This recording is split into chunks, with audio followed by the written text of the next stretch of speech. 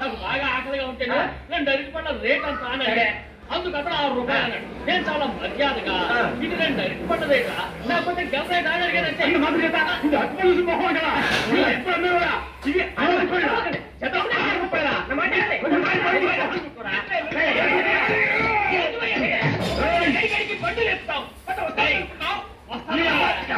ఓవైపు భారతదేశం అణుబొమ్మ తయారు చేసి స్థాయికి ఎదిగిపోతుంది, వీళ్ళు ఇంకా అచ్చుపళ్ళ కోసం కొట్టుకుంటున్నారు సార్.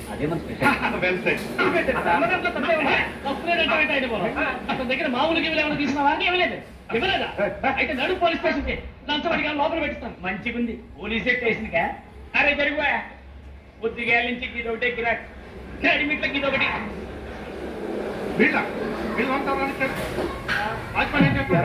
చిన్నమ్మాయి బాగా నొస్తుంది కదా, బయట పంపించు. చేతులేండి అయితే కాదు ఈ బండి చూడటానికి చాలా బాగుంది. ఏంటంత అయితే చూడటానికి రేట్ లేదు కానీ చూసి వెళ్ళండి. ఈ బండి ఇక్కడ పెట్టింది అమ్మడం కోసం కదా, ఆ రేటు అడుగుతా చెప్పు. రేటా? Yeah rate yeah rate. తమ్ముడు కూడా పనితూరేనా? అవును, మీకు తెలుసు. మోహన్ చూస్తేనే తెలుస్తాను. చెయ్యలా ఇది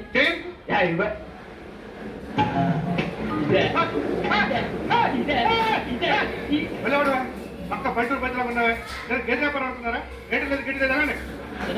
అర్థమైంది. రేటు చెప్పుడు లేకుంటే గాడికి ఉంటే ఉంటే చేస్తారా? 8 lakhs. 8 లక్షలు. 8 లక్షలే ఉండే మొక్కలు ఎలాంటి చిన్నయ్య మనం అంటే ఏంటో ఇతను కొంచెం చూపించు. ఆటో మూడెత్తుతా, మూడ విప్పి కింద పోయి ఏం పోయా నువ్వే వస్తావు. అరే ఎక్కిస్తావో పోయి పొద్దుగా వస్తే గిట్ట కొడుతున్నావు. ఇరుకున్నా